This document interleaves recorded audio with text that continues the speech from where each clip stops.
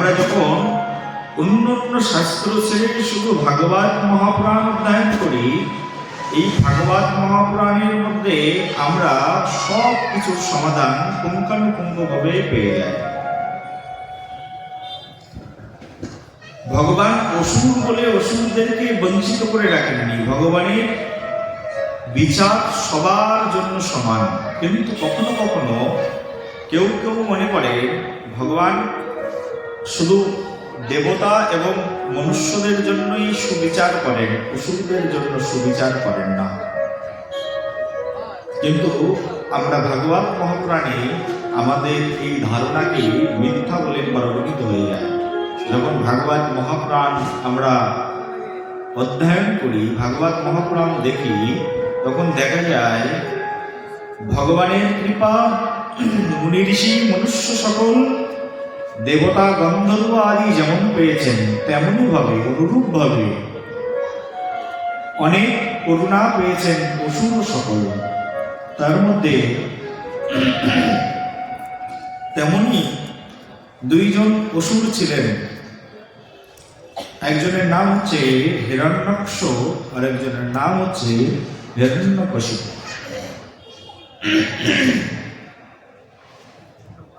এই হিরণ্যাক্ষ এবং হিরণ্যকশিপু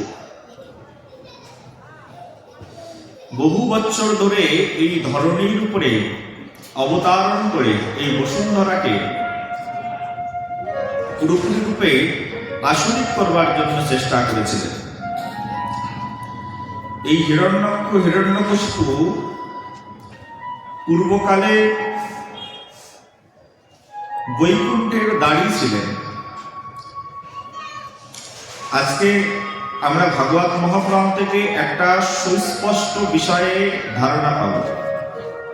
সেটি হচ্ছে, আজকে আমরা এখানে যারা বসে আছি ভাগবত শ্রবণ করছি, এখান থেকে এমনও হতে পারে যারা ভাগবত শুনছে তাদের মধ্যে কেউ অসুর হয়ে যেতে পারে। আবার যারা শুনছে তারা আবার আজকেই হয়তো বা বৈকুণ্ঠ বিমানে উঠে বৈকুণ্ঠও চলে যেতে পারে। প্রেম সে বলো। ভাগবত শ্রবণকারী ব্যক্তিরাই উদ্ধার হয়। শাস্ত্রে বর্ণনা করা হয়েছে, নমে ভক্ত বিনশ্যতি, আমার ভক্তের কখনো কোনোদিন বিনাশ হয় না। তাহলে কেউ প্রশ্ন করতে পারে,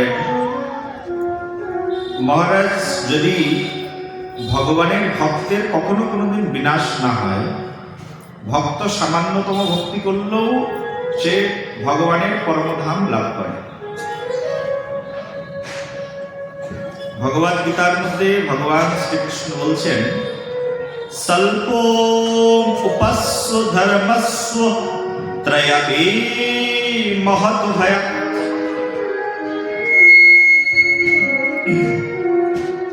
ভগবান কৃষ্ণচন্দ্র বলছেন, স্বল্প উপাস্য ধর্মস্য ত্রয়াপি মহৎ ভয়াৎ। কেউ যদি সামান্যতম ধর্ম অনুশীলন করে তাতে সে মহাভয় থেকে পরিত্রাণ লাভ করতে পারে। অল্পতম ধর্ম যদি কেউ আচরণ করে, তো সামান্যতম ধর্ম আচরণ করলে সে মহাভয় থেকে পরিত্রাণ হয়। তাহলে যারা এখানে বসে বসে প্র্যাকটিক্যাল ভাগবত শ্রবণ করছি তারা অসুর হব কি করে? আর অসুরই যদি হব তাহলে ভাগবত শুনতে কেন যাবো? তাহলে ঘরের মধ্যেই থাকবো নাকি? বলো রাধে রাধে। ঘরের মধ্যে থাকলে তো নরকাসুর হয়ে যাবে, নরকের অসুর হবে। আর ভাগবত শুনতে আসলে উদ্ধার হবে। কিন্তু ভাগবত শুনতে এসে যদি ভাগবত বক্তার দোষ গুণ বিচার করো তাহলে অসুর হয়ে যাবে। বলো একবার প্রেম সে বলো। বলে ভাগবত কার কাছে শুনতে হয়? বলছে ভাগবত শুনতে হয় শ্রী গুরুদেবের কাছে। বলে আপনি আমার গুরুদেবের কুলের কেউ নন, আপনার কাছে কেন শুনবো? বলে যিনি ভাগবত পাঠ করতে আসবেন, এবছর আমি এসেছি, পরের বছর হয়তো অন্য কেউ আসবে, তার পরের বছর হয়তো অন্য কেউ আসবে। যিনি পাঠ করতে আসবেন সেই ব্যাস অবতারকে, ব্যাস প্রতিনিধিকে নিজের গুরু বলেই বরণ করে নিতে হবে। বলো একবার। যখনই ভাগবত পাঠ শুনতে আসবে, যার কাছ থেকে শুনতে বসবে, তিনি তোমার গুরু, আর তুমি শুনছো, তার মানে তুমি শিষ্য, তুমি শরণাগত। শিষ্যস্তে অহং সাধিতাং প্রপন্নম। ভগবদ গীতার মধ্যে ভগবান কৃষ্ণ এই কথা আলোচনা করেছে। শিষ্যস্তে অহং সদিমম তম প্রপন্নম। অর্জুন ভগবান শ্রীকৃষ্ণের বন্ধু। ভগবান শ্রীকৃষ্ণ বলছে, আমার প্রতি তোমার যদি সখ্য ভাব থাকে, তাহলে তুমি আমি যা বলছি বুঝতে পারবে না। তাহলে কি করতে হবে মাধব, কি করতে হবে পার্থ, বোঝাও আমাকে। বললো, ছোট থেকে আমি তোমার বন্ধু বটে, আর একজন বন্ধু গুরুও হতে পারে, শিক্ষকও হতে পারে, যদি তুমি আমার কাছে আত্মসমর্পণ করো, তাহলে তুমি আমার এই তত্ত্ব বুঝতে পারবে, না হলে বুঝতে পারবে না। অর্জুন বুদ্ধিমান ছিলেন, বুঝতে দেরি হলো না, সঙ্গে সঙ্গে ভগবানের কাছে আত্মসমর্পণ করে দিলেন। হে ভগবান, আমি তোমার চরণে একেবারে সম্পূর্ণরূপে সমর্পিত হয়ে গেলাম, কৃপা করে এবার আমাকে উপদেশ দাও। তখনই এই শ্লোকটি রচিত হয়েছে, শিষ্যস্তে অহং সদিমাং তং প্রপন্নম। আমি তোমার শিষ্য হয়ে গেলাম, শরণাগত হয়ে গেলাম। যেই না বন্ধু বন্ধুর চরণে পড়েছে, গুরু বলে মেনে নিয়েছে, তখনই ভগবান শ্রীকৃষ্ণ ভগবদ গীতার আত্মতত্ত্ব নামক অধ্যায়ের প্রকাশ করেছে। আত্মতত্ত্ব, সাংখ্য দর্শন অর্জুনকে শিখিয়েছেন, কর্মযোগ শিখিয়েছেন, জ্ঞানযোগ শিখিয়েছেন, ধ্যানযোগ শিখিয়েছেন, কর্মসন্ন্যাস যোগ শিখিয়েছেন, ভক্তিযোগ শিখিয়েছেন, মোক্ষযোগ শিখিয়েছেন, মুক্তির পন্থা বর্ণনা করে শ্রবণ করিয়েছেন। বলো একবার। সুখদেব গোস্বামী পাদ সকলের মধ্যে নবীন। কত মুনি ঋষিরা, বয়োজ্যেষ্ঠ মুনি ঋষিরা বহু বহু যুগ ধরে বেঁচে রয়েছে, সেই সকল মুনি ঋষিরা বসে রয়েছেন। আর সেই সকল মুনি ঋষিদের মধ্যেও যখন সুখদেব গোস্বামী পাদ গিয়ে উপস্থিত হয়েছেন, সকলে সুখদেব গোস্বামীকে প্রণাম করেছেন। কারণ, হে সুখদেব গোস্বামী পাদ, আপনি বয়সে আমাদের চেয়ে ছোট হলেও কি হবে, আজকে আপনি ভাগবত বলতে বসেছেন, তার মানে আপনি আমাদের গুরু, আর আমরা আপনার চরণে শরণাগত। আর এই শরণাগত ব্যক্তিকে কৃপা করে ভাগবত রূপ পরম অমৃত দান করে আমাদের এই তাপিত ক্ষোভিত হৃদয়কে শীতলতা প্রদান করুন। এই সবাই হাত জোর করে সুখদেব গোস্বামী পাদের কাছে বসেছেন। যিনি ভাগবত বলছেন, তিনি আমার গুরুর পরিবারের কেউ নন, কিন্তু যতদিন ভাগবত শ্রবণ করতে আসবো ততদিন তিনি আমার গুরু। এই মনোভাব নিয়ে ভাগবত শ্রবণ করতে হবে, প্রণাম করে বসতে হবে। ভাগবত অবতার, ব্যাস দেবের অবতার। যদি সন্তান হয়, মা কখনো সন্তানকে প্রণাম করবেন না, বাবা কখনো সন্তানকে প্রণাম করবেন না। ভালো করে শুনবেন, মা কখনো সন্তানকে যদি প্রণাম করে তাহলে সন্তানের অকল্যাণ হয়। পিতা যদি কখনো সন্তানকে প্রণাম করে তাহলে সন্তানের অকল্যাণ হয়। কিন্তু সন্তান যখন ভাগবত আসরে বসে, ভাগবত পাঠ করতে বসে, তখন যদি কোনো বাবা মা সন্তানকে সন্তান জ্ঞান করে সেখানে বসে থাকে, তাহলে ওই বাবা মা অসুর হয়ে জন্মগ্রহণ করে। প্রেমছে বলো। সন্তান যখন ভাগবত পাঠ করতে ব্যাস গদিতে বসে যাবে, তখন এই সন্তান আমার সন্তান নয়, এই সন্তান এখন ডাইরেক্ট ব্যাসদেবের প্রতিনিধি, তখন তাকে প্রণাম নিবেদন করতে হবে। এই হচ্ছে আমাদের শাস্ত্র শিক্ষা। বলো একবার প্রেম সে বলো। সেই জন্য ভাগবত শ্রবণ করতে গেলে, ভাগবত শ্রবণ করলে পরমধাম প্রাপ্ত হয়ে যাবে, ভাগবত শ্রবণ করলে পরম কল্যাণ হয়ে যাবে। আর ভাগবত শ্রবণ করে যদি গুরুর নিন্দা করো, গুরুর অপযশ কীর্তন করো, তাহলে অসুর হয়ে জন্মগ্রহণ করতে হবে। শুনে রাখো ভালো করে। ভাগবত শ্রবণ যেমন ভালো, ভাগবত শ্রবণ করে ভাগবতের নিন্দা করা ততটাই ভয়াবহ। দেখবে যে যেখানে যত ভালো জিনিস আছে তত খারাপ জিনিসও সেখানে আছে। ভালোর উল্টোটা কি বলো? হ্যাঁ, মন্দ। ভালোর উল্টোটা কি? মন্দ। শীত আছে, এখন উইন্টার, শীত, কিছুদিন পরে আসবে আবার গরম। উল্টো, শীতের উল্টোটা গরম। এখন আলো আছে, ইলেকট্রিসিটি চলে যাবে, কি হবে? অন্ধকার। আলোর উল্টোটা কি? অন্ধকার।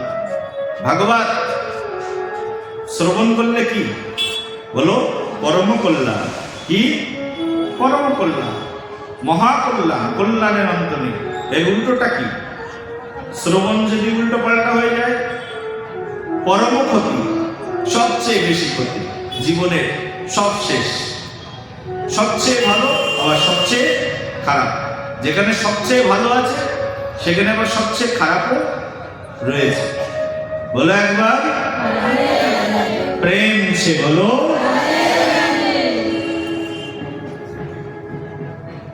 গতদিন শ্রবণ করিয়েছিলাম, স্বয়ং শিবজি বসে রয়েছে আর পার্বতীকে কোলের উপরে বসিয়ে ভাগবত শ্রবণ করাচ্ছে।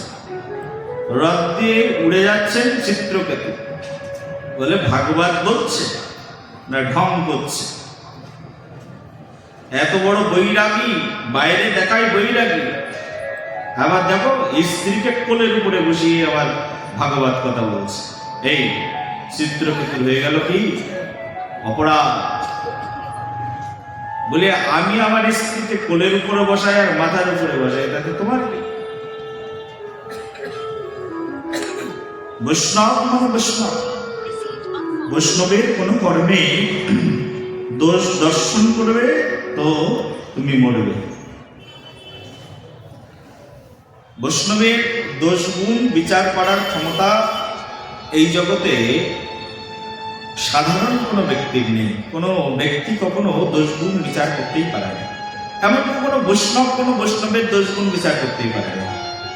একমাত্র দোষ বিচার করার ক্ষমতা আছে যে বৈষ্ণব, সেই বৈষ্ণবের গুরুদেবের। বলো একবার, যার গুরুদেব সেই শুধুমাত্র তার শিষ্যকে শাসন করতে পারে। আর কোনো শিষ্য যদি কোনো আচার্য বা গুরুদেবকে তার চরণে গিয়ে আত্মসমর্পণ করে এবং অধিকার দেয়, আজ থেকে আপনি আমার শিক্ষক, শিক্ষাগুরু, আপনি আমাকে শাসন করবেন, তবে সে শাসন করতে পারে, নচেত অন্য কারোর শাসন করার কোনো ক্ষমতা নেই। তবে হ্যাঁ, যদি কাউকে কিছু বলতে চাও তাহলে খুব গোপনে সমবেদনা করে তাকে বুঝিয়ে বলতে হবে।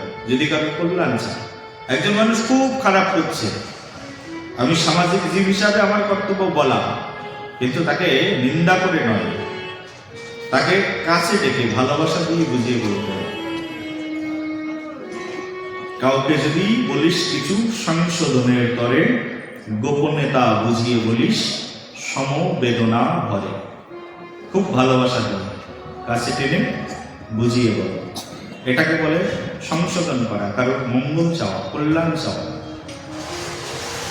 নচেত অন্য কিছু করবে তো অসুর হয়ে জন্মাতে হবে। বলো একবার। অসুর হওয়ার সূত্র বুঝে গেলে তো কি করে একজন মানুষ অসুর হয়ে যায়।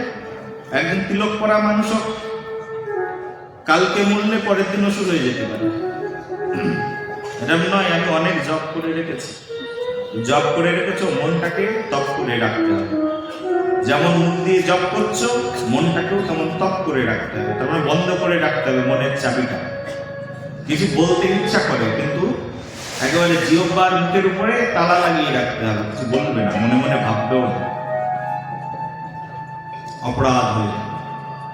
দুইজন বৈকুণ্ঠের দাঁড়িয়ে ছিলেন, একজনের নাম হচ্ছে জয় আর একজনের নাম হচ্ছে বিজয়। চতুষ্কুমার, চারজন পুত্র ব্রহ্মা, ছোট ছোট বাল। তারা একবার ভগবানের কাছে দেখা করতে গেছে, ভগবানকে দর্শন করতে গেছে। আর বৈকুণ্ঠের সামনে দুইজন দারোয়ান রাখা আছে। দুই দারোয়ান দেখছেন ছোট্ট ছোট্ট 4টে বালক এসেছে। বালকরা দারোয়ানদেরকে দেখে অত কেয়ার না করে ভিতরের দিকেই ঢুকতে চেষ্টা করে। সঙ্গে সঙ্গে বিজয় একেবারে বাধা দিচ্ছে। এই বালক, যাচ্ছ কোথায়? বলি আমরা প্রভুর সঙ্গে দেখা করতে যাচ্ছি, প্রভুর দর্শনে যাচ্ছি। বলি প্রভুর দর্শনে যাচ্ছ? তোমরা কোন স্থানের মিনিস্টার, কোন জায়গার মুখ্যমন্ত্রী? যে কোনো অ্যাপয়েন্টমেন্ট না নিয়ে প্রভুর কাছে দেখা করতে যাচ্ছ, প্রভুকে দর্শন করতে যাচ্ছ? আমরা দরজায় দাঁড়িয়ে আছি, আমাদের কোনো রেসপন্স দিচ্ছ না। বলি না না না, আমরা তো প্রভুর ভজনে একান্ত মগ্ন হয়েছি, তাই তোমাদের দুইজনকে দেখতেই পাইনি। আমরা যাচ্ছি প্রভুর কাছে, আমাদেরকে অনুমতি দাও, প্রভুর কাছে যাও। বলে যাও যাও, বেরাও এখান থেকে। এই যে তুচ্ছ তাচ্ছিল্য করে দিলেন, ছোট বালক দেখে তুচ্ছ তাচ্ছিল্য করে দিয়েছে। কিন্তু চতুষ্কুমার তো সারা জীবনই বালক, কখনোই বড় হবে না। বলেছিলাম না কথা, চতুষ্কুমার কখনোই বড় হবে না। ব্রহ্মার কাছ থেকে আশীর্বাদ নিয়েছেন আমাদের বয়স যেন 4 বছরের বেশি কোনোদিন না হয়। চতুষ্কুমারকে দেখে খুব করে তুচ্ছ তাচ্ছিল্য করলে সেই চতুষ্কুমার সেই দুইজন বৈকুণ্ঠ দাঁড়িকে অভিসম্পাদ প্রদান করলেন। তোমাদের এত অহংকার, এত গর্ব বৈকুণ্ঠে রয়েছে বলে, যাও তোমাদেরকে আমি অভিসম্পাদ প্রদান করব। অসুর কুলে জন্মগ্রহণ।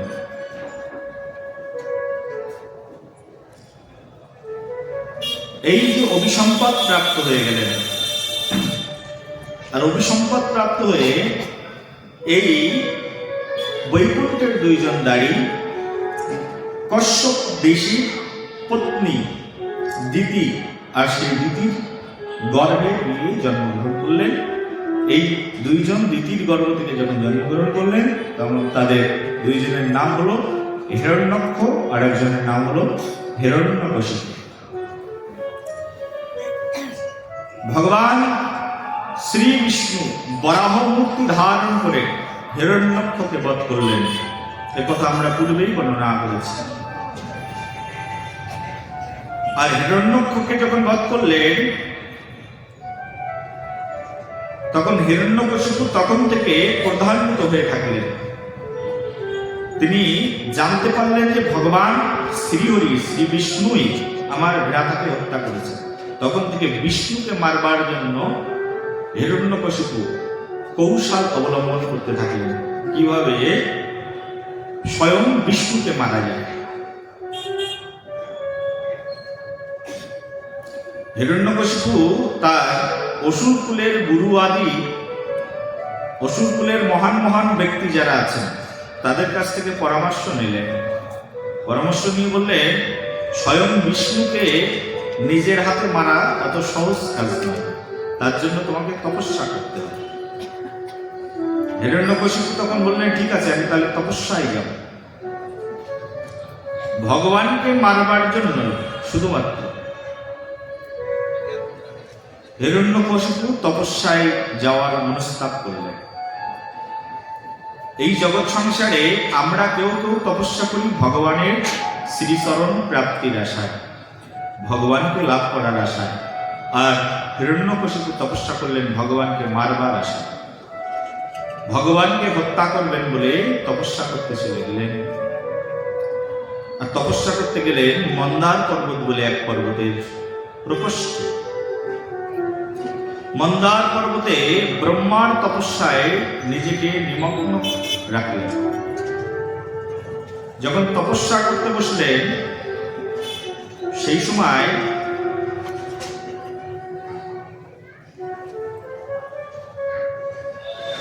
নারদ মুনি দেখলেন যে কঠোর তপস্যা শুরু করেছেন। কে? হিরণ্যকশিপু। কাকে মারবার জন্য তপস্যা? বলে আমার প্রভুকে মারবার জন্য তপস্যা শুরু করেছে। আমার প্রভুকে মারবে, তার জন্য তপস্যা? দাঁড়াও, দেখাচ্ছি তোমার তপস্যা। নারদ মুনি একটা পাখি রূপ ধারণ করে যে গাছের নিচে বসে হিরণ্যকশিপু তপস্যা করছে, সেই গাছের মাথার উপরে উঠে গেলেন। পাখি রূপ ধারণ করে গাছের মাথার উপরে উঠে বসে নারদ মুনির বচন কি জানো তো? নারায়ণ নারায়ণ নারায়ণ। শুনে নারায়ণ নারায়ণ শব্দ শুনেই হিরণ্যকশিপুর তপস্যা ভঙ্গ হয়ে গেল। হ্যাঁ, আমার শত্রু এখানে কোথায়? কই কই দেখি আমার শত্রু। এদিকে ওদিকে তাকাচ্ছেন, উপরের দিকে দেখেন পাখি, রেড পাখি দেখাচ্ছে না। সঙ্গে সঙ্গে উঠে পাখির পিছনে ধাওয়া করলেন। আর নারদ মুনি কখন কোথায় হারিয়ে গেলেন? নারদ মুনি তো মনের বেগে চলতে পারে, কোথায় হারিয়ে গেলেন আর নারদ মুনিকে খুঁজেই গেলেন। তপস্যা ভঙ্গ হয়ে গেছে। দৌড়াতে দৌড়াতে এসে দেখছেন যে আর একটু গেলে আমার নিজের গৃহ। তখন ভাবলেন তাহলে বাড়ির দিকেই যায়। এসেই যখন পড়েছি, পাখিকে তাড়া করতে করতে একটু বাড়ির দিকে যায়। মনের ভিতরে ক্রোধ, আর ক্রোধটা কিসের জন্য? নারায়ণের নাম শ্রবণ করবার জন্য। আর সেই ক্রোধ নিয়ে গৃহের মধ্যে প্রবেশ করল। আর হিরণ্যকশিপু ফিরে এসেছেন দেখে সবাই ঢাক ঢোল পিটাতে থাকলেন, বলে আমাদের রাজা ফিরে এসেছেন। রাজা তো মোটেও কথা বলছেন না, রেগে আছে। হিরণ্যকশিপুর স্ত্রী কয়েদি দেবী বলল, কি হলো? তপস্যা এত তাড়াতাড়ি সিদ্ধি হয়ে গেল? বলে, আর বলো না, আমার তপস্যা ভঙ্গ করে দিয়েছে এক দুষ্টু পাখি। বলে, দুষ্টু পাখির বর্ণনা শোনা। বলে, সেই দুষ্টু পাখি আমার শত্রুর নাম করছিল আমার মাথার উপরে উঠে বসে বসে। স্ত্রী বলছে, শত্রুর নাম শুনে তুমি যদি বিচলিত হয়ে যাও, তাহলে তোমার সাধনা হবে কি করে? আর তোমার সবচেয়ে বড় শত্রু তো দেবতারা। দেবতারা তো ছল করে কৌশল করে বারবার তোমাকে তোমার শত্রুর নাম শোনাবে, মনকে একাগ্র করে। একেবারে পরম শান্তি রমণী ছিলেন হিরণ্যকশিপুর স্ত্রী কয়েদি দেবী। স্ত্রীর কথা শুনে মনে একটু শান্তি ফিরে আসে। বাহ, ঠিক বলেছে দেবী, আমাকে মন একাগ্র করে সাধনা করতে হবে। গৃহের মধ্যে স্ত্রী দেবীর সঙ্গে মৌথুন কর্মে লিপ্ত হলেন হিরণ্যকশিপু। আর মাথার ভিতরেও শুধু ওইটাই ঘুরছে, নারায়ণ নারায়ণ। একটা পাখি আমাকে অপমান করল, ছোট্ট একটা ক্ষুদ্র পাখি, নারায়ণের নাম উচ্চারণ করে। ওই চিন্তা নিয়ে স্ত্রী সঙ্গ করে বাড়ি থেকে পরের দিন বেরিয়ে গেলেন। স্ত্রী গর্ভবতী হয়ে গেলেন। আর হিরণ্যকশিপু আবার বসে সাধনা শুরু করলেন, কঠোর সাধনা শুরু করলেন হিরণ্যকশিপু। আর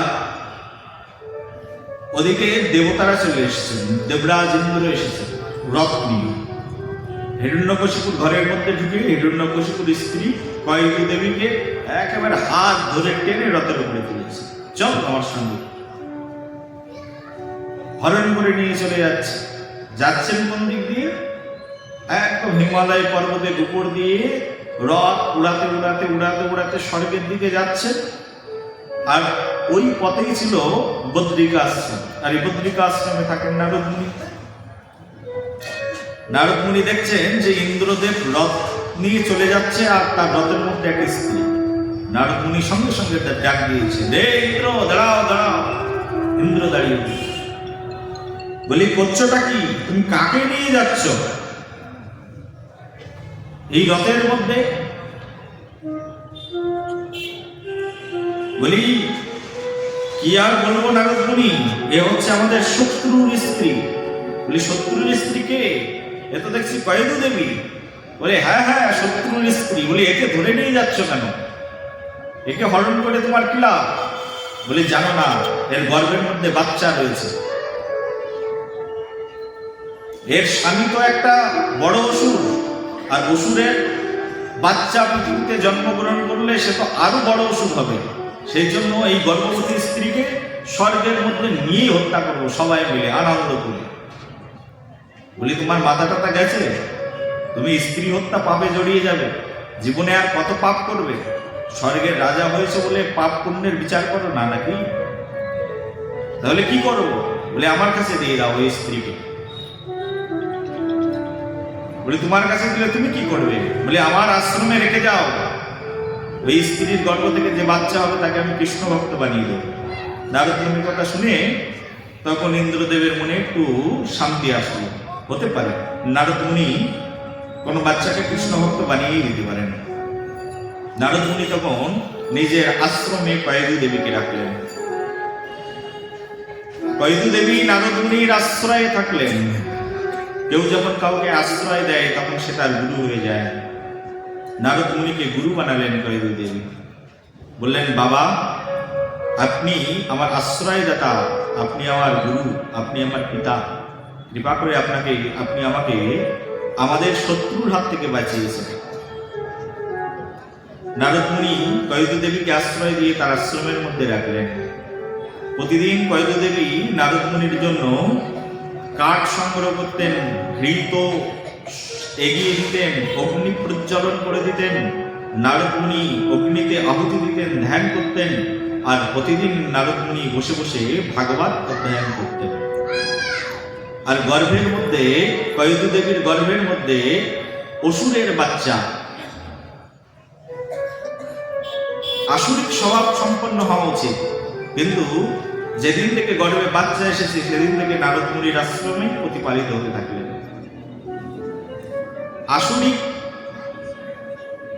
আসুরিক ভাবাপন্ন হওয়ার বদলে সেই বাচ্চা গর্ভের মধ্যে বসে বসে কৃষ্ণ কথা শুনতে থাকলেন। আর প্রতিদিন কয়েদু দেবী বহু বৈষ্ণবের সেবা করতেন বদ্রিকা আশ্রমে। বৈষ্ণবের পদধৌত করাতেন, বৈষ্ণবের থালা পরিষ্কার করতেন, বৈষ্ণবকে নিজ হাতে করে সেবা দিতেন। এই সেবার ফলশ্রুতিতে সেই কয়েদু দেবীর পেট থেকে যে বাচ্চা পরবর্তীতে জন্মগ্রহণ করলেন, শৈশব থেকেই সেই বাচ্চা একজন কৃষ্ণ ভক্ত বাচ্চাতে পরিণত হল। আর কয়েদু দেবীর গর্ভ থেকে যে বাচ্চা জন্মগ্রহণ করলেন তিনি আর কেউ নন, তিনি হচ্ছেন আমাদের এই ভক্ত জগতের, ভক্তি জগতের, ভক্তির একজন মহান আচার্য। ভক্তি আমরা যার কাছ থেকে শিখি, অসুর কুলে কৃষ্ণ ভক্ত, তার নাম হচ্ছে প্রহ্লাদ মহারাজ। বলো প্রহ্লাদ মহারাজ কি। এই অসুর কুলে প্রহ্লাদ জন্মগ্রহণ করলেন। এই প্রহ্লাদের জন্মের বৃত্তান্ত হচ্ছে, প্রহ্লাদ কি করে জন্মগ্রহণ করলেন। তা প্রহ্লাদের জন্মে, প্রহ্লাদ কৃষ্ণ ভক্ত হওয়ার কারণ, শৈশবে মাতৃগর্ভ থেকেই ভাগবত শাস্ত্র শিখেই বের হয়েছিলেন। এখন আমাদের মেডিকেল সায়েন্স বলে একজন মা গর্ভবতী অবস্থায় যা কিছু করে সন্তান তাই গর্ভের মধ্যে বসেই শেখে। সেই জন্য একজন গর্ভবতী মায়ের কর্তব্য হচ্ছে ভাগবত শ্রবণ করা, সাধু সঙ্গ করা, হরিনাম কীর্তন করা। এগুলো হচ্ছে গর্ভধান সংস্কার। কিন্তু সবচেয়ে দুর্ভাগ্যের বিষয়, এই কলিযুগে গর্ভধান সংস্কার উঠে গেছে। গর্ভধান সংস্কার উঠে গেছে। তারপর আমাদের যে সকল, একজন শিশুর যে সকল সংস্কার হয় সেই সকল সংস্কারের সব সংস্কারই উঠে গেছে, কোনো সংস্কার এখন আর হয় না। জাতকর্ম সংস্কার উঠে গেছে, কর্ণবেদ সংস্কার উঠে গেছে, এসব কিছুই হয় না। নামকরণ উঠে গেছে, চূড়াকরণ উঠে গেছে, উপনয়ন উঠে গেছে, কোনো সংস্কারই এখন আর নেই। এগুলো শিশুর সংস্কার। পূর্বকালে যখন কোনো শিশু জন্ম দেওয়ার ইচ্ছা হতো, কোনো মা বাবা শিশু জন্ম দেওয়ার পূর্বেই পিতামাতা কিছুদিন তপস্যা করতেন, গুরুদেবের কাছে গিয়ে শিক্ষা নিতেন যে সুসন্তান কি করে জন্ম দেব, হে গুরুদেব আমাদেরকে বলুন। গুরুদেব আদর্শ গৃহস্থ জীবনের পন্থা বলে দিতেন, সূত্র বলে দিতেন, আর সেই সূত্র অনুসারে পিতামাতা তপস্যা করে একটা সন্তানকে জন্ম দিতেন। আর এখনকার যুগে যে সকল সন্তান জন্মগ্রহণ করে, ম্যাক্সিমাম 99.9% মানুষ অনাকাঙ্ক্ষিতভাবে জন্মগ্রহণ করে। বাবা মা চায় না সন্তান জন্মগ্রহণ করুক, কিন্তু হঠাৎ করে গর্ভে চলে আসে অনাকাঙ্ক্ষিত সন্তান। আর সেই সকল অনাকাঙ্ক্ষিত সন্তান যখন পৃথিবীতে জন্মগ্রহণ করে, তখন সেই সন্তান মা বাবাকে প্রচন্ড আকারে দুঃখ প্রদান করতে থাকে। তাদের জন্য মা বাবার দুঃখের আর শেষ থাকে না। বলো একবার। সন্তান জন্ম দেওয়ার আগেও তপস্যা করা যায়, কিন্তু বড় দুঃখ, ভারতবর্ষে এই সব সংস্কার এখন আর কিছুই নেই, সব উঠে গেছে, কোন সংস্কার এখন নেই। অনাকাঙ্ক্ষিত বাচ্চা, অনাকাঙ্ক্ষিত সন্তানে, যাযাবর সন্তানে সমগ্র পৃথিবী ভরে গেছে। আর এই জন্যই এই সকল সন্তানরা জন্মগ্রহণ করার পরে সব একটা বড় বড় সন্ত্রাস, টেররিস্টে পরিণত হচ্ছে। কোন সন্তান এখনকার যুগে দেখবে মা বাবাদের মনে ভক্তি থাকলেও ছেলে মেয়েদের মনে মোটে ভক্তি নেই। ছেলে মেয়েদের মনের মধ্যে মা বাবারা চিৎকার করে করে বলে, এই আয় আয়, ওই দেখ নবদ্বীপ থেকে বৈষ্ণব এসেছে, একটু প্রণাম করে যায়। বলে তুমি করো কি, আমাদের অত টাইম নেই। বলো রাধে প্রেম সে বলো। আমি তো অনেক বাড়িতে যাই, কেউ কেউ বলে, এই দেখ দেখ বৈষ্ণব এসেছে, আয় একটু প্রণাম করে যায়। বলে মানুষের সামনে অপমান হতে তোমার এত ভালো লাগে না? তুমি করো, তোমার ধর্ম তুমি করো, সব আমি করতে পারবো। পাশের ঘর থেকে জোরে জোরে শব্দ উচ্চারিত হয়, আর আমার এই কর্ণ ইন্দ্রিয়ের মধ্যে এসে পৌঁছায়, আমি শুনতে পাই। ও হো হো, কি সংস্কার দিয়েছে পিতা মা।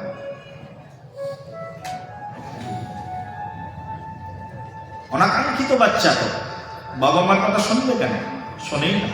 এখন এই সমাজ সভ্যতা তৈরি হচ্ছে। সেই জন্য বাচ্চা জন্ম দেওয়ার আগেও আমাদেরকে সংস্কারের মধ্যে থাকতে হবে। বলো একবার প্রেম সে বলো। প্রহ্লাদ মহারাজ মাতৃগর্ভের মধ্য থেকেই সব শিখেছেন, কারণ ডাক্তাররা বলছেন মাতৃগর্ভের মধ্য থেকেই সন্তান সব কিছু শিখে আসে। এখন তো মাতৃগর্ভের মধ্যেই সব সিনেমা শিখে আসে, যেহেতু মায়েরা সিনেমা দেখে। গর্ভবতী মা কাজ করতে পারবে না, পুজো করতে পারবে না, আরতি করতে পারবে না, সন্ধ্যা আরতি দিতে পারবে না, তুলসী তলায় ধূপ দীপ দিতে পারবে না, বাইরে বৈষ্ণব আসলে কথা বলতে পারবে না, ভাগবত শ্রবণ করতে পারবে না। এইসব নতুন নতুন শাস্ত্র বানিয়েছে কলিযুগের মানুষ। তার মানে এসব কোনো জায়গায় লেখা নেই, কিন্তু নিজেরা বানিয়ে ফেলেছে। তা কি করবে? গর্ভবতী মা ভাবেন বসে বসে চা কফি খাবো আর সিনেমা দেখবো, আর বাচ্চারা পেটের মধ্যে থেকে সিনেমা শিখে আসে। জন্মগ্রহণ করার পরে কয়েকদিন পরেই নায়ক হয়ে যায় সবাই, আর নায়ক হয়ে ক্লাস 2-3-তে পড়ে অনেকগুলো নায়িকাকে নিয়ে ঘুরে বেড়ায়। প্রেম সে বলো।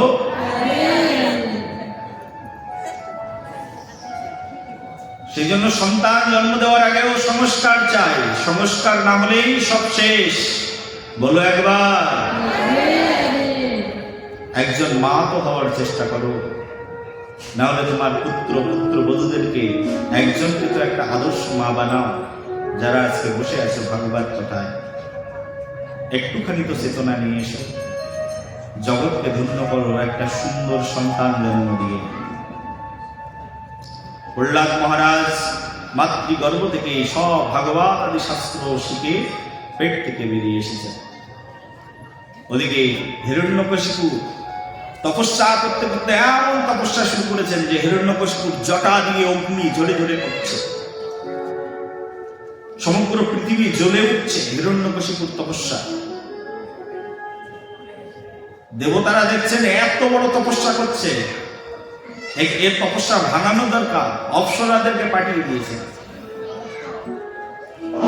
আর ইন্দ্রের অপ্সরারা এসে হিরণ্যকশিপুর চারিপাশে সুন্দর চেহারা, সুন্দর সুগন্ধি মেঘে চারিদিকে ঘুরে ঘুরে নাচতে থাকলেন। কিন্তু চারিদিকে ঘুরে ঘুরে নেচে হিরণ্যকশিপুর তপস্যা এক চুল বাঁকা করতে পারলেন। এমন কঠোর তপস্যা। হিরণ্যকশিপু তপস্যায় সিদ্ধি লাভ করলেন, ব্রহ্মাজি সম্মুখে প্রকটিত হলেন। ব্রহ্মা বলছেন কি চাও বলো? বলছেন আমার মনের ইচ্ছা তো তুমি জানো, যা চাই দিয়ে দাও। বলে কি চাও? বলে আমি অমর হতে চাই। ব্রহ্মা বলছেন দেখো বাবা, আমি নিজেই অমর হইনি, তোমাকে কি করে অমর করে দেবো? আমারও মৃত্যু হয়, তা আমি তোমাকে কি করে অমর করে দেবো? বলি খুব ঢং শিখেছো, ঠিক আছে, অমর যদি না করো তাহলে আমি যা যা চাবো তাই তাই তোমাকে দিতে হবে। বলছে হ্যাঁ, তুমি অমরত্ব বাদে আর যা চাইবে তাই দেবে। বলি অমরত্ব বাদে যা চাইবে তাই দেবে? বলে হ্যাঁ, তাহলে আমাকে বর দাও, আমি জলে মরবো না, স্থলে মরবো না। বলে ঠিক আছে, তাই বর দেবে। তথা বর দাও। আমি দিনের বেলায় মরবো না, আমি রাতের বেলায় মরবো না। বলে ঠিক আছে। বর দাও আমাকে, আমি অস্ত্রে মরবো না, শস্ত্রে মরবো না। বলে ঠিক আছে, তাই হোক। বলি আমাকে বর দাও, আমাকে কোনো পুরুষ মারতে পারবে না, কোনো স্ত্রী মারতে পারবে না। বলি ঠিক আছে। বলি আমাকে বর দাও, আমাকে কোনো দেবতা মারতে পারবে না, কোনো অসুর মারতে পারবে না। ঠিক আছে। বলি কোন জীব জন্তু প্রাণী এমনকি তুমি যাদেরকে সৃষ্টি করেছো কেউ মারতে পারবে না আমাকে। বলি ঠিক আছে, তাই হোক। বাকি থাকলো কি আর, সবকিছু সে নিয়েছে। তাহলে আরেকটা বর দাও, আমি ঘরের মধ্যেও মরবো না, ঘরের বাইরেও মরবো না। ঠিক আছে, তাও ঘরের মধ্যেও তোমাকে মরতে হবে না, ঘরের বাইরেও মরতে হবে। আমার কিছুই তো বাকি নেই, সব কিছু চেয়ে নিয়েছি। হিরণ্যকশিপু ভাবছেন সব চেয়ে নিয়েছি, তার মানে আমি চালাকি করে অমর হয়ে গেছি। বলো রাধে রাধে, প্রেম সে বলো। ব্রহ্মাজির কাছ থেকে বর নিয়ে হিরণ্যকশিপু ফিরে এসেছে।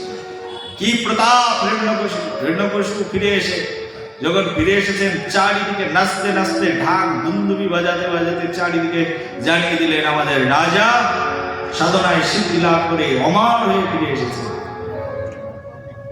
সবাই বুঝে গেলেন যে রাজা অমর হয়ে গেছে। আর অমর হয়ে রাজা কি অত্যাচার শুরু করলো।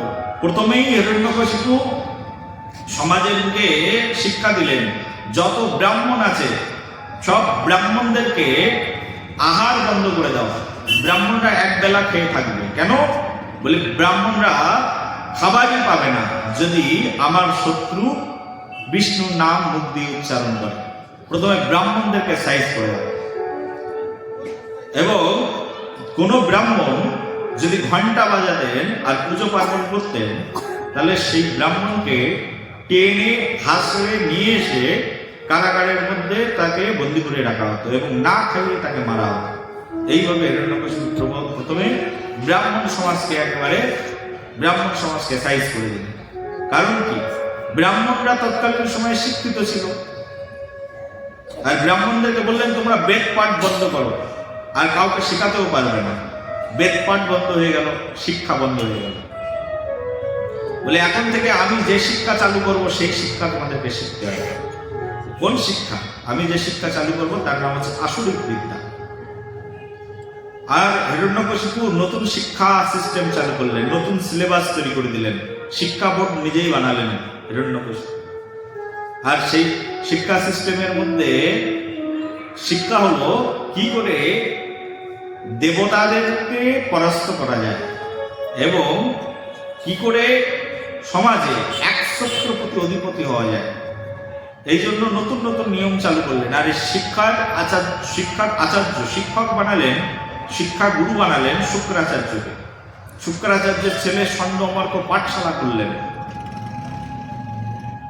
তাদের আসরিক গুরুকুল, অসুরদের গুরুকুল তৈরি হলো। আর সেই গুরুকুলের মধ্যে প্রহ্লাদকে পাঠালেন। প্রহ্লাদ তুমি যাও, প্রহ্লাদ যেহেতু হিরণ্যকশিপুর প্রথম সন্তান, প্রহ্লাদকে পাঠালেন। প্রহ্লাদ যাও, তুমি এই গুরুকুলে গিয়ে শিক্ষা গ্রহণ করো। সেই গুরুকুলে শুক্রাচার্য শেখাতেন, স্বর্ণমর্ক শেখাতেন। সেই গুরুকুলে পাঠিয়ে দিলেন প্রহ্লাদ। আর গুরুকুলের মধ্যে প্রতিদিন দুর্নীতি, কূটনীতি, কি করে দেবতাদেরকে মারা যায়, কি করে অন্যের ধন লুট করা যায়, এইসব শিক্ষা দেওয়া হতো। আর সেই গুরুকুলের মধ্যে প্রতিদিন ভগবান হিরণ্যকশিপুর স্তব করা হতো। ভগবানকে হিরণ্যকশিপু বলতেন এই পৃথিবীর একমাত্রই ভগবান, তার নাম হচ্ছে হিরণ্যকশিপু। এক সময় আমাদের দেশে কিছু অসুররা প্রবেশ করেছিলেন। তারা সমগ্র ভারতের মানুষকে অস্ত্র দিয়ে শেখাতেন, বলো এই পৃথিবীতে একজনই ভগবান, তিনি ছাড়া আর কোনো ভগবান নেই। আর সেই ভগবান নিরাকার। বুঝতে পেরেছেন তার নাম বলছে। একদল অসুররা ভারতবর্ষে প্রবেশ করেছিলেন। বললেন ভগবান একজন। হিন্দুরা হাজার হাজার ভগবানকে উপাসনা করে, সব মিথ্যা, সব রং। এত দেব দেবতার পূজা করে কোনো লাভ নেই। ভগবান আল্লাহ নিরাকার, একজনই ভগবান। আর যারা আছে সবাইকে মেরে শেষ করে দেয়। এরকম প্রচুর অসুররা আছে, এগুলো অসুরেরই দল। অসুরদের তার মানে ক্রমবিকাশ সেখান থেকে হয়েছে। অসুরদের আরেক শ্রেণী। এসব অসুররা সমাজে এখনো প্রচুর অসুর আছে, ভারতবর্ষের মধ্যে আছে, ভারতের বাইরে আছে। ভারতের মধ্যে অনেক হিন্দু অসুররাও আছে, যারা হিন্দু বলে জন্মগ্রহণ করেছে, কিন্তু ডাইরেক্ট ডিক্লেয়ারেশন দেয় না যে আমি নিরাকার ব্রহ্মবাদী। এরাও একটা অসুর, বলে একজনই ভগবান, সে নিরাকার, তাকে দেখা যায় না, ছোঁয়া যায় না। যদিও বেদ তার কিছু সাক্ষ্য প্রমাণ দিয়েছেন, কিন্তু বেদের ভাষ্য আলাদা। কিন্তু এই ধরনের কমিউনিস্ট যে অসুররা রয়েছে তাদের ভাষ্যটাও আর পুরো আলাদা। বলো একবার রাধে রাধে, প্রেম সে বলো। হিরণ্যকশিপুর এই শিক্ষা চারিদিকে চালু হয়ে গেল, আর সেই শিক্ষায় শিক্ষিত হতে থাকলেন সবাই। একদিন হিরণ্যকশিপু তার সন্তানকে ডাকলেন, প্রহ্লাদ এসো। প্রহ্লাদকে একেবারে কোলের উপরে উঠে বসিয়েছেন হিরণ্যকশিপু। কোলের উপরে উঠে বসিয়ে প্রহ্লাদকে বলছেন, প্রহ্লাদ, গুরুকুলে সবচেয়ে ভালো কি শিক্ষা পেয়েছে, সেই শিক্ষাটা বলো তো। প্রহ্লাদ তখন একদম বাবার কোলের উপরে উঠে বলছেন, বাবা, আমি সবচেয়ে ভালো শিক্ষা যেটা পেয়েছি। প্রহ্লাদ ভাবছেন এটা খুব ভালো কথা, এই পৃথিবীর সবচেয়ে ভালো শিক্ষা যেটি পাবে সেটা বাবাকে বলি। বাবা যখন শুনতে চেয়েছে, তখন প্রহ্লাদ বলছেন, বাবা, এই পৃথিবীর সবচেয়ে ভালো শিক্ষা যেটি, তোমাকে আমি একটা শ্লোকে বর্ণনা করে শোনাই। বলে হ্যাঁ, তাই শোনা। তখন প্রহ্লাদ মহারাজ একটি শ্লোক তার নিজের মুখ দিয়ে উচ্চারণ করে। শুনবে শ্লোক? বলবে? বলো। শ্রবণাম কীর্তনাম বিষ্ণু স্মরণাম পাদ সেবনম অর্চনাম বন্দনাম দাস্য শক্য আত্মনিবেদনাম ইতি পুংসার পিতা বিষ্ণু ভক্তিশ্চে নবলক্ষণা ক্রিয়াতে ভগবৎপদ্যা তন্মাধীতমুত্তমা।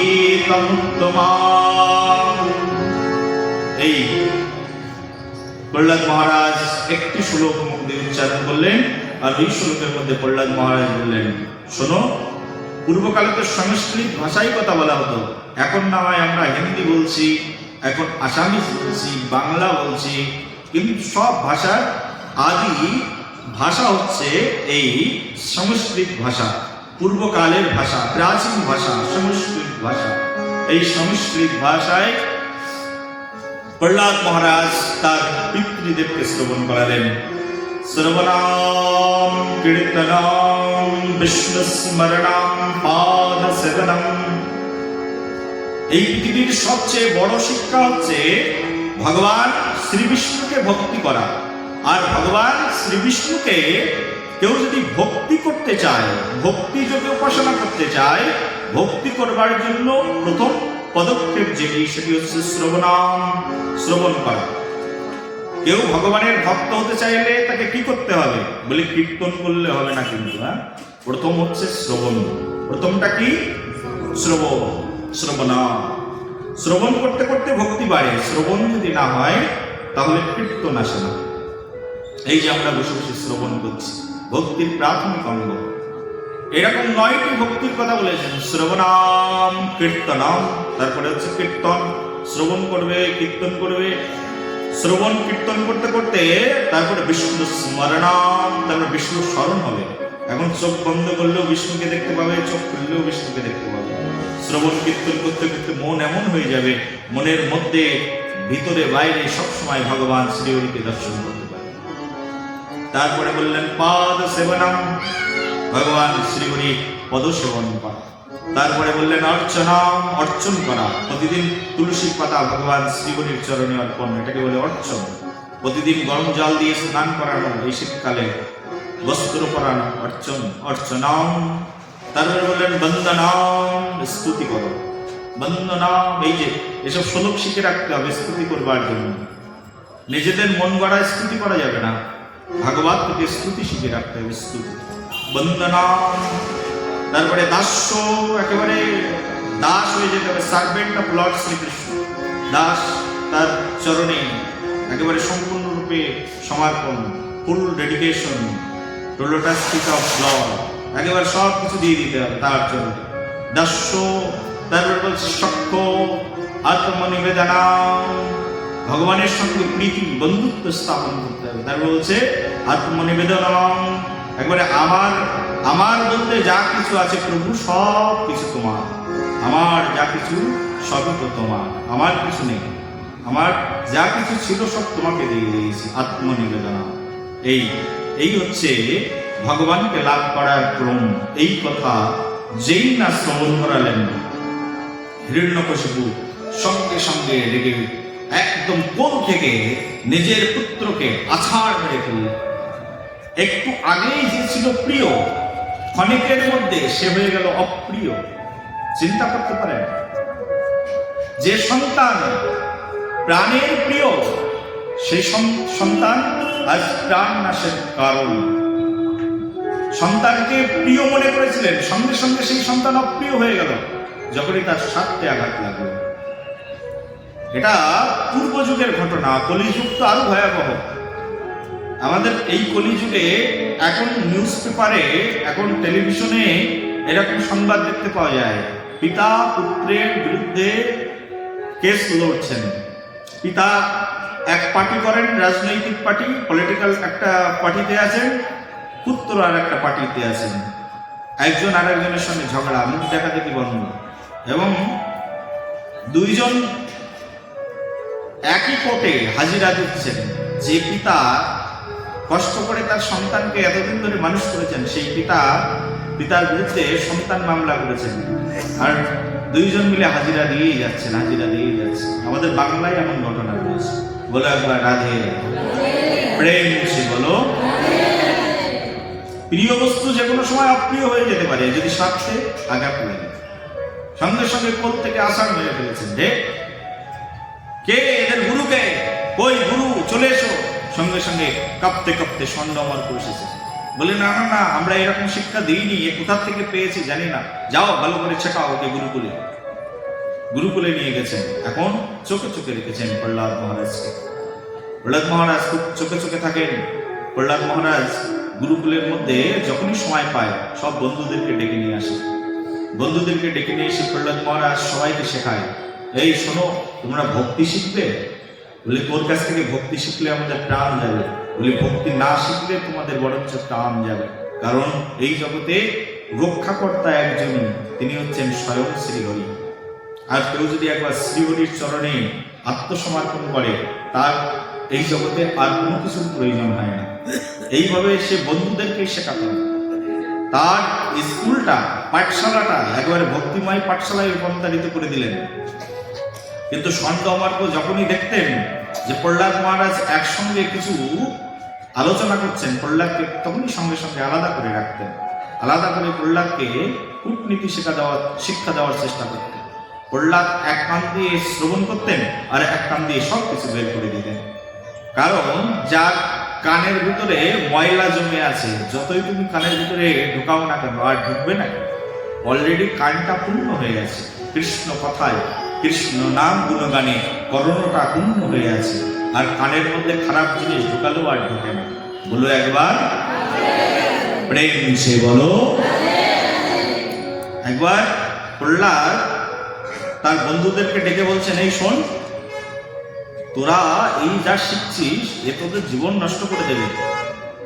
আমার কাছ থেকে একটা ভালো উপদেশ শুনে যা। বলে কি উপদেশ? প্রহ্লাদ তখন উপদেশ দিয়েছেন তার বন্ধুদেরকে, কৌমারাম আচার্য প্রাক্ত ধর্ম ভগবান নিহা দুর্লভম মনুষ্য জন্ম তপো পাদ্রম আদারথম।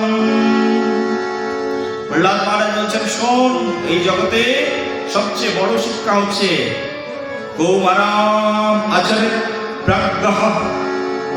বলছে এই জগতের সবচেয়ে বড় যদি কোনো শিক্ষা থেকে থাকে, সেই শিক্ষার নাম হচ্ছে শৈশবকালে কৃষ্ণ ভজা।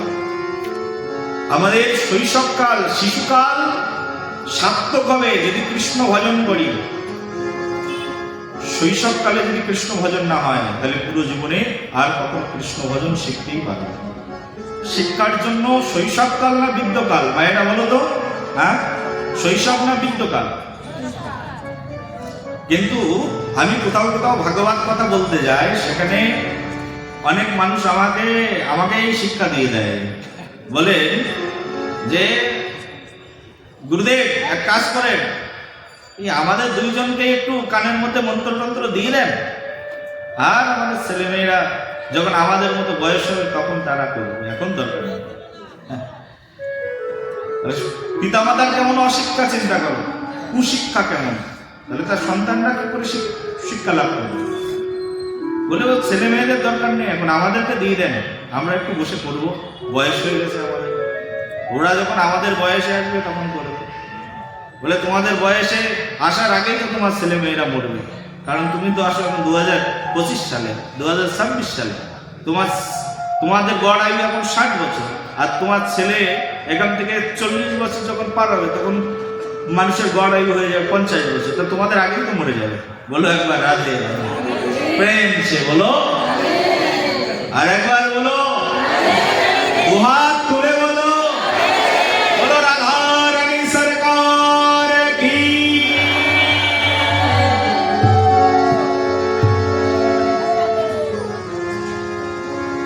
কৃষ্ণ ভজার জন্য পারফেক্ট এজ কোনটা? কৃষ্ণ ভজবার জন্য, কৃষ্ণকে ভজন করবার জন্য অ্যাপ্রোপ্রিয়েট টাইম হচ্ছে শৈশবকাল, একেবারে কৌমারাত আচারে প্রাজ্ঞ, শৈশবকালেই আমাদেরকে কৃষ্ণ ভজন করতে হবে। এই শিক্ষা আমাদেরকে প্রহ্লাদ মহারাজ দিয়েছে। প্রহ্লাদ মহারাজ এই অমৃতময় শিক্ষা প্রদান করেছেন সব শিশুদেরকে। শিশুরা কেউ কেউ প্রহ্লাদ মহারাজের কাছ থেকেই পুরো ভাগবত শাস্ত্র শিখে গেছে। প্রহ্লাদ মহারাজ এইভাবে গোপনে গোপনে প্রচার করতেন। এখন আমরাও কেউ কেউ আছি যাদের আমাদেরকে গোপনে গোপনে প্রচার করতে হয়।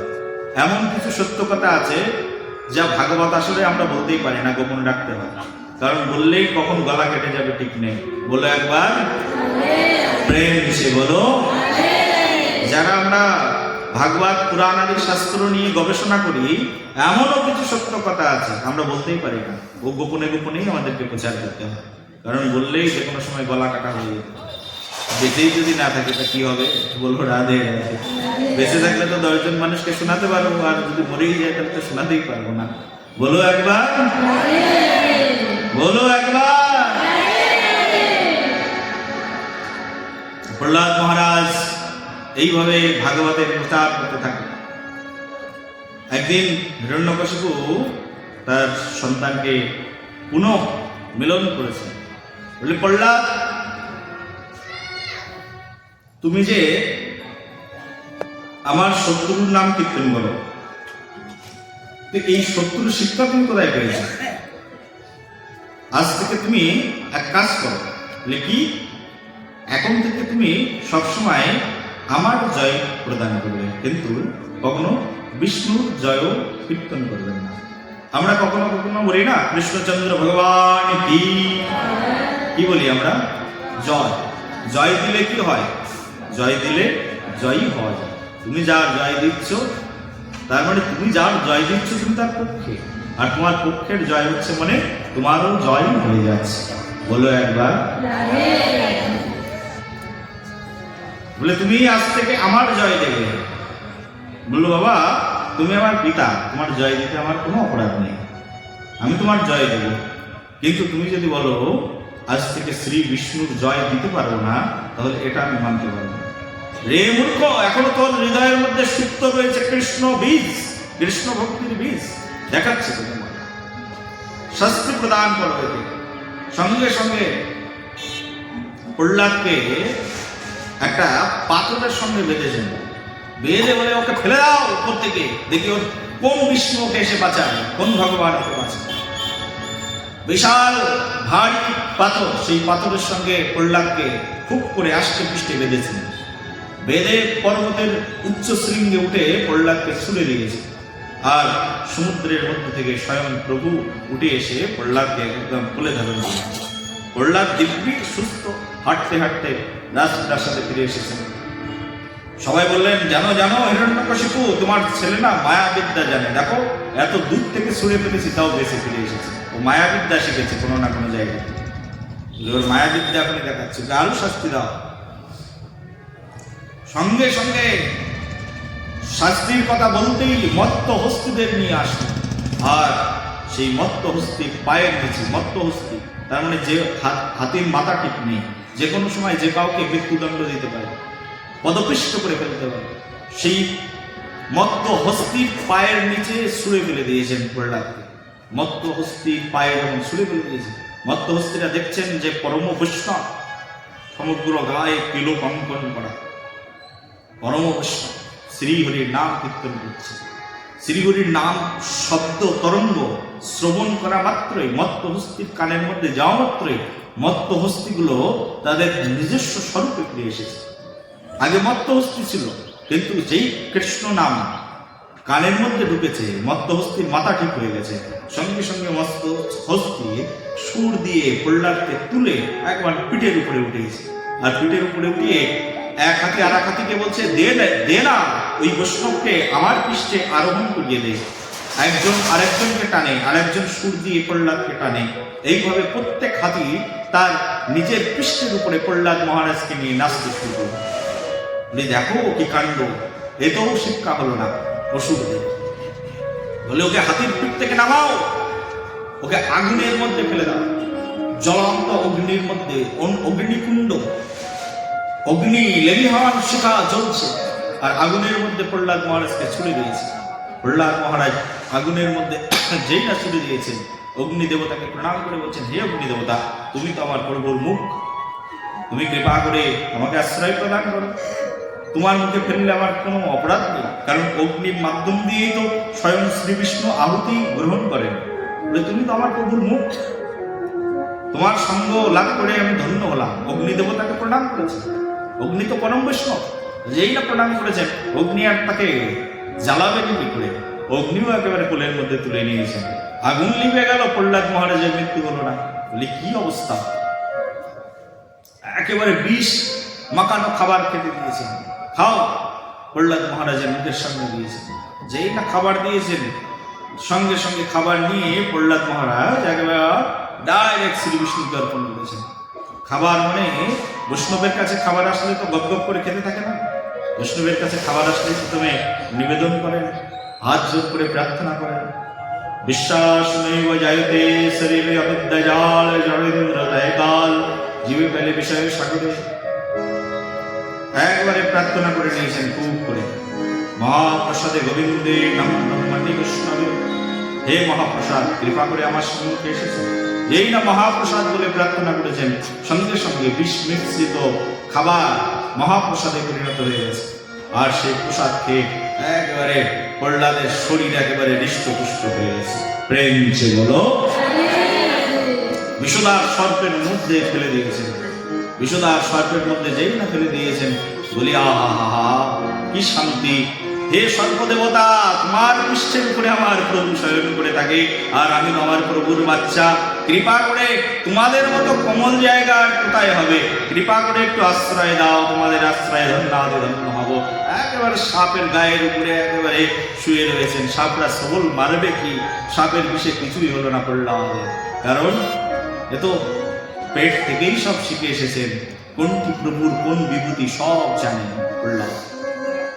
এই না প্রহ্লাদকে দেখে তখন হিরণ্যকশিপু বলছেন, এই পাপিষ্ঠ, তুই যে এত বিষ্ণু বিষ্ণু করছিস, তোর বিষ্ণু কোথায় থাকে? বলছেন, বাবা আমার শ্রীহরি সব জায়গায় থাকে, আমার শ্রীহরি নেই এমন কোনো স্থান নেই। বলি কোথায় আছে তোর শ্রীহরি? বলি সব জায়গায় আছেন, যেদিকে তাকাবে সেদিকেই আছে। আমাদের বাংলায় একটা গান আছে জানো তো, আছো অনালয় অনিলে চিরনভনীলে ভুদার সলিল গহনে, আছো বিটপি লতায় জলদের গায়, শশী তারকায় তপনে। হে ভগবান, তুমি অনালে আছো, তুমি অনিলে আছো, চির নভনীলে আছো, তুমি নেই এমন কোনো জায়গা নেই। আছো অনল অনিলে চির নভনিলে ভূধর, একেবারে মাটির নিচে ভূধর সলিল গহনে, একেবারে মাটির নিচে যে জল তার মধ্যেও তুমি আছো, নেই কোথাও, সব জায়গায় তুমি আছো, বাতাসে আছো, আকাশে আছো, সর্বত্রই মিশে রয়েছে হে প্রভু তুমি। প্রহ্লাদ মহারাজ বললেন যেদিকেই তাকায় সেদিকেই ভগবান আছে। তোমরা এখানে যারা বসে আছো সবাই কি ভগবানকে দেখতে পাও? এখানে ভগবান আছে দেখতে পাও? বলে চোখ নেই, তা দেখবে কি করে? এই জড় চোখে ভগবানকে দেখা যায় না, প্রেমের চোখ লাগে, দিব্য চোখ লাগে, এই চোখ দিয়ে ভগবানকে সব জায়গায় দেখা যায়। প্রহ্লাদ মহারাজ বলছেন আমি যেদিকেই তাকাই সেদিকেই ভগবানকে দেখতে পাই। তার কারণ কি? ভক্ত চৈতন্য চরিতামৃতে রসিক শেখর কৃষ্ণদাস কবিরাজ গোস্বামী বলছেন একজন কৃষ্ণ ভক্ত এমন হবে, এমন রসিক হবে, কৃষ্ণ ভক্ত যেদিকেই তাকাবে সেদিকেই শুধু ভগবানময় দেখবেন। কৃষ্ণ ভক্তের চোখে কোনো দোষ অপরাধ থাকবেই না, সে কোনো খারাপ কিছু দেখবেনই না, তাহলে তিনি কৃষ্ণ ভক্ত হননি। কৃষ্ণ ভক্ত যেদিকেই তাকাবে সেদিকেই শুধু কৃষ্ণময় দেখবেন। যত্র যত্র নেত্র পড়ে তত্র তত্র কৃষ্ণ স্ফুরে, এই হচ্ছে কৃষ্ণ ভক্তের ভজন।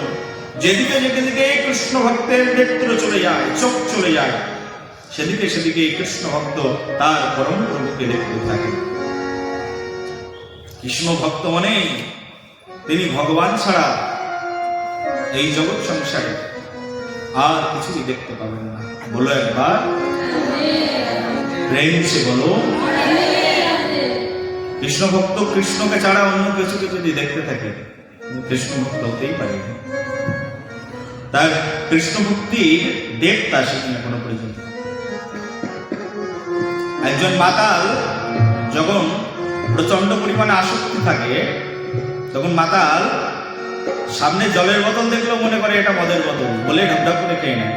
আসক্ত থাকে, আসক্ত আছে বলে। কৃষ্ণ ভক্ত যদি একবার কৃষ্ণ প্রেমে উচ্ছ্বাসে থাকে সে যেদিকেই দেখে সেদিকে শুধু কৃষ্ণময় দেখতে থাকে। শ্রীমান মহাপ্রভু গৌর সুন্দর পুরী ধামে থাকতেন, কৃষ্ণ প্রেমের স্ফূর্তি যাকে দেখতেন তাকেই জড়িয়ে ধরতেন। সন্ন্যাসী একদিন এক স্ত্রীকে জড়িয়ে ধরছেন, এই তুমি কৃষ্ণ নাম গাইছো, ঠিক ঠিক আমার কৃষ্ণ এসেছে।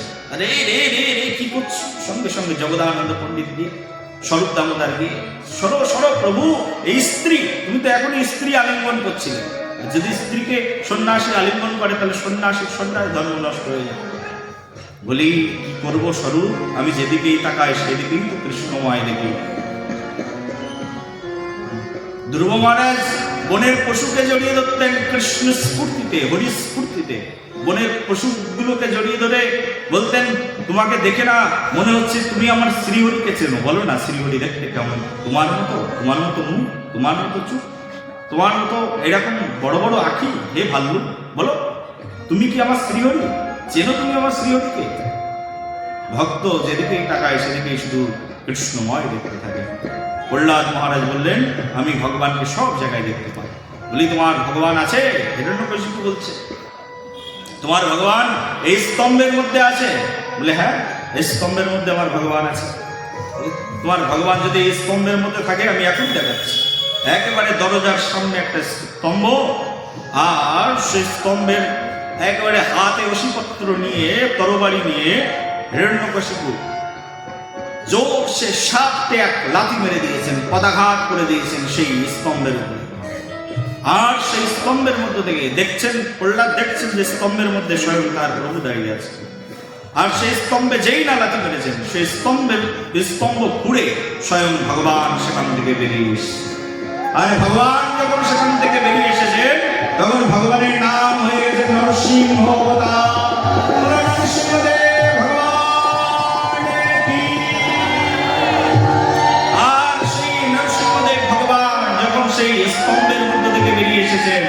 স্তম্ভের মধ্যে থেকে বেরিয়ে আসলে তার অর্ধেক রূপ হয়েছে মানুষের মধ্যে, আর অর্ধেক রূপ হয়েছে তার একেবারে সিংহের মতো।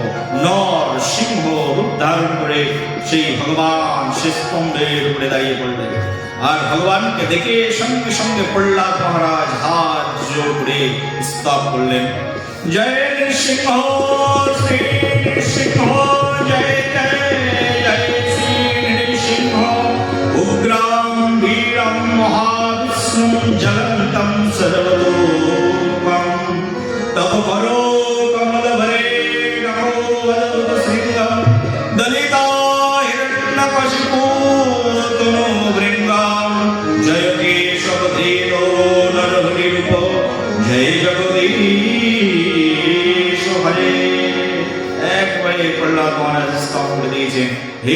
ঈশ্বর, হে জগতের একমাত্র ত্রাতা পরম প্রভু, কৃপা করে তুমি আজ আমার সম্মুখে অবতীর্ণ হয়েছ। সেই ভগবান যেই না নরসিংহ রূপ ধারণ করে অবতীর্ণ হয়েছিলেন স্তম্ভের মধ্য থেকে, সঙ্গে সঙ্গে একেবারে এক হাত দিয়ে উঁচু করে একেবারে ভগবান স্তম্ভের উপরে বসলেন। বসে হিরণ্যকশিপুকে তার উরুর উপরে রাখলেন। উরুর উপরে রেখে এখন তার উদর বিদীর্ণ করে দিচ্ছেন। যখন বিদীর্ণ করে দিচ্ছেন, সেই বিশাল নরসিংহ রূপ ভগবান যখন তার উদর, তার পেট চিরে দিচ্ছেন, পেট চিরে দেওয়ার সময় তখন বলছেন, এই পাপিষ্ঠ, তুই মিলিয়ে দেখ তোর বরগুলো ঠিকঠাক আছে কিনা। তুই বলেছিলি যে আমাকে দিনেও মারতে পারবে না, রাতেও মারতে পারবে না। দেখ আমি ভগবান তোকে দিনের বেলাও মারছি না, তোকে আমি রাতের বেলাও মারছি না, তোকে একদম ঠিক সন্ধ্যাবেলায় মারছি। দেখ ঠিক আছে কিনা তোর বরগুলো। এই পাপিষ্ঠ, তুই না বলেছিলি যে আমাকে ঘরের মধ্যেও মারতে পারবে না, ঘরের বাইরেও মারতে পারবে না। দেখ আমি তোকে ঘরের মধ্যেও মারছি না, ঘরের বাইরেও মারছি না, আমি তোকে একদম ঘরের চৌকাঠের উপরে ফেলে মারছি। বলো একবার। এই পাপিষ্ঠ, তুই আর কি কি প্রতিজ্ঞা নিয়েছিলি ব্রহ্মার কাছ থেকে? তুই প্রতিজ্ঞা নিয়েছিলি কোনো দেবতা মারতে পারবে না তোকে। দেখ আমি দেবতা নই, কিন্তু তুই বলেছিলি কোনো পশু প্রাণী কেউ মারতে পারবে না। দেখ আমি পূর্ণাঙ্গ পশু নই, আমি কোনো মানুষ নই, নারীও নই, আমি অর্ধেক পশু আর অর্ধেক নর। আমি তোকে মারছি, আমি নরসিংহ, আমি মারছি। তুই বলেছিলি শূন্যে মারতে পারবে না, স্থলে মারতে পারবে না, জলে মারতে পারবে না। ঠিক আছে, আমি তোকে জলেও মারছি না, স্থলেও মারছি না, শূন্যের উপরে রেখেও মারছি না, ঠিক আমার হাঁটুর উপরে রেখে মারছি তোকে। তোটা স্থল নয়, এটা মধ্যভাগের উপরে রেখে মারছি। সবকিছু মিলিয়ে দেখ। ভগবানের সঙ্গে চালাকি করে এই জগতে কি আর পারা যায়? বলো একবার। কিছু কিছু মানুষ তো ভগবানের সঙ্গেও চালাকি করে। হ্যাঁ, যতই করবে চালাকি ততই বুঝবে জ্বালাকি। বলো একবার। প্রেম সে বলো। একেবারে নরসিংহ রূপ ধারণ করে ভগবান সেই হিরণ্যকশিপুর উদরকে বিদীর্ণ করে দিলেন। হিরণ্যকশিপু সেখানেই তার শেষ হয়ে গেল। আর হিরণ্যকশিপু ভগবান নরসিংহদেব যখন রাগে খুশছে, তার রাগকে শান্ত করবার জন্য লক্ষ্মী দেবী এসেছেন। সেই জন্য লক্ষ্মী দেবী স্তব করেছেন বলে ভগবান নরসিংহদেবের দক্ষিণ ভারতে একটি রূপ আছে, তার নাম হচ্ছে লক্ষ্মী নরসিংহ রূপম। ভগবান লক্ষ্মী দেবীর স্তবে সন্তুষ্ট হননি। দেবতারা বললেন, মা তুমি যাও, তুমি না গেলে প্রভুকে কেউ শান্ত করতে পারবে না। কিন্তু লক্ষ্মী এসেও নরসিংহদেবকে শান্ত করতে পারছে। সবাই মিলে বললেন, লক্ষ্মী বলছেন আমি তো শান্ত করতে পারলাম না, প্রহ্লাদকে পাঠাও, কারণ যার কারণে তিনি আবির্ভূত হয়েছেন তার কারণেই হয়তো বা তিনি শান্ত হয়ে যাবেন। প্রহ্লাদ যখন যাচ্ছেন ভগবানকে দর্শন করতে, খালি হাতে যেতে নেই। প্রহ্লাদ ঠিক একটা সুন্দর ফুলের মালা নিয়েছেন। এরকম ফুলের মালা নয়, এর চেয়ে সুন্দর।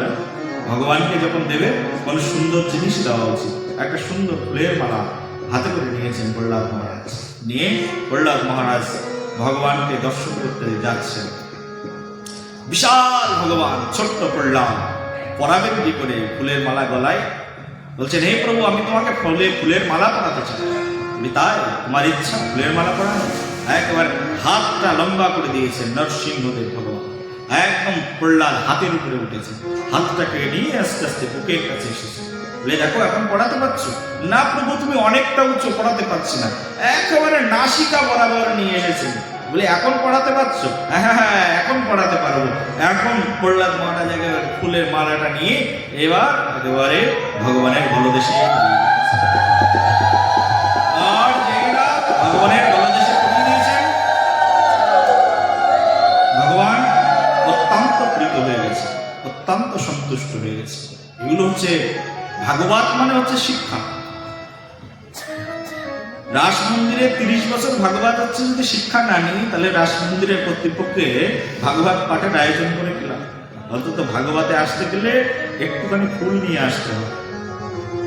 গাছে ফুল আছে সবার, নাহলে 2 টাকা দিয়ে কিনবে। 7 দিনে 70 টাকার ফুল কিনবে, সমস্যা কোথায়? 7 দিনই তো পাঠ হবে। 70 টাকা অনেক বড় কোনো ম্যাটার নয়। ভাগবতে আসতে গেলে ভাগবতে কিছু পুষ্প নিয়ে আসতে হয়। ভগবান অন্য কিছু গ্রহণ করেন না। পত্রম পুষ্পম ফলম ত্বম ইয়ম ভক্ত প্রযোজ্য। কালকে যারা আসবে, আবার এই কথা শুনে আবার অর্ধেক মানুষ আসা বন্ধ করে দেবে, কোনো রাধে গেছে।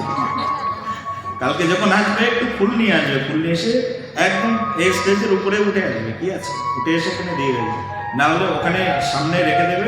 এই যে আমার গুরুদেবের ছবি বসানো আছে, এখানে দিয়ে দেবে, ভাগবতে এসে পুষ্প নিবেদন করে দেবে। ভাগবতে আসলে একটু পুষ্প নিয়ে আসতে হয় আর ভাগবত অর্পণ করতে হয়। তুমি যখন কিছু দিয়ে শুনতে বসবে তখন তোমার শ্রাব্য শক্তির মাত্রা বেড়ে যাবে। গুরুকে যখন গুরু দক্ষিণা দিয়ে শিখবে না, তখন শেখার প্রতি আগ্রহ বেড়ে যাবে। বলো একবার রাধে রাধে। আর গুরুর কাছে যাও, গুরু দক্ষিণা লাগে না, শেখার আগ্রহটাও কম থাকে। একজন টিউশনি মাস্টার মশাই আছেন, তিনি একটা ম্যাথমেটিক্স পড়ানোর জন্য সপ্তাহে একদিন পড়াবেন 5,000 টাকা। আর পাশে আরেকজন ম্যাথমেটিক্স টিচার আছে, তিনি 5 দিন পড়াবেন 500 টাকা। যে ব্যক্তি 5,000 টাকা দিয়ে একদিন ম্যাথমেটিক্স পড়ে, সে ভাবে অন্যদিন মিস করি আর না করি, আজকের দিন মিস করাই যাবে না, তার কারণ একদিনে 5,000 টাকা, বিশাল ব্যাপার, তাই না? তো দক্ষিণা দিয়ে যখন তুমি শিখতে বসবে না, তখন তোমার শিক্ষার মানদণ্ডটা অন্যরকম হবে। বলো একবার প্রেম সে বলো। একটু পুষ্প নিয়ে আসবে, নিয়ে এসে ভাগবত চরণে অর্পণ করবে, দেখবে মনের ভিতরে প্রফুল্লতা আসবে। আমি দিয়েছি ভাগবতকে, আজকে অপার করেছি, পুষ্প নিবেদন করেছি, ভাবটা অন্যরকম হবে। ভাগবতকে দিয়ে প্রণাম করে বসবে, ভাগবত শুনতে বসতে হয় প্রণাম করে। তদ্বিতি প্রণিপাতেনঃ পরিপ্রশ্নেন সেবয়া উপদেক্ষন্তি তে গণং জ্ঞানাস তত্ত্বদর্শিনাম। যখন গুরুদেবের কাছে আসবে, ভাগবত শুনতে আসবে, তদ্বিতি প্রণিপাতেন, প্রথম কাজ হচ্ছে প্রণাম নিবেদন করা। একেবারে মাথা দিয়ে প্রণাম করবে, এরকম নয়, এরকম নয়, এরকম নয়, এরকম নয়, একদম মাথা মাটিতে লাগিয়ে প্রণাম। তদ্বিতি প্রণিপাতেনঃ পরিপ্রশ্নেন সেবয়া। আর যদি কোনো গুরুদেবের কাছে প্রশ্ন করবে, পরিপ্রশ্নেন সেবয়া, সেবা করে তারপরে প্রশ্ন করবে, গুরুদেব সন্তুষ্ট হয়ে তোমার সব প্রশ্নের উত্তর দিয়ে দেবেন। প্রেম সে বলো। প্রহ্লাদ মহারাজ ঠিক ভগবানকে দর্শন করতে গিয়েছেন আর ফুলের মালা পরিয়ে দিয়েছে। প্রহ্লাদ মহারাজকে একেবারে ওই একই উড়ুর উপরে বসিয়েছেন, যে উড়ুর উপরে তার পিতৃদেবে উদার বিদীর্ণ করেছেন, ওই একই উড়ুর উপরে বসিয়েছেন। বসিয়ে আজকে ভগবান নিজের জিহ্বাটা লম্বা করে দিয়ে প্রহ্লাদ মহারাজের মাথাটাকে চর্বণ করে দিচ্ছেন। প্রেম, ভালোবাসা, পিতার পুত্রের প্রতি ভালোবাসা, এই এক প্রেমের অপ্রাকৃত তত্ত্ব সৃষ্টি হয়ে গেল। এইভাবে প্রহ্লাদ মহারাজ আর ভগবান নরসিংহ অবতারের জয় জয়কার হয়ে গেল। সারা বিশ্ব বন্দিত হয়ে গেল নরসিংহ ভগবান। প্রহ্লাদ মহারাজ সমগ্র পৃথিবীর মহান আচার্যে পরিণত হয়ে গেল। প্রহ্লাদ মহারাজকে ভগবান তখন রাজা হয়ে দিলেন। প্রহ্লাদ মহারাজ রাজা হয়ে গেলেন। প্রহ্লাদ মহারাজ দীর্ঘ জীবন ধরে ভগবান শ্রীগুরুর সেবা করলেন।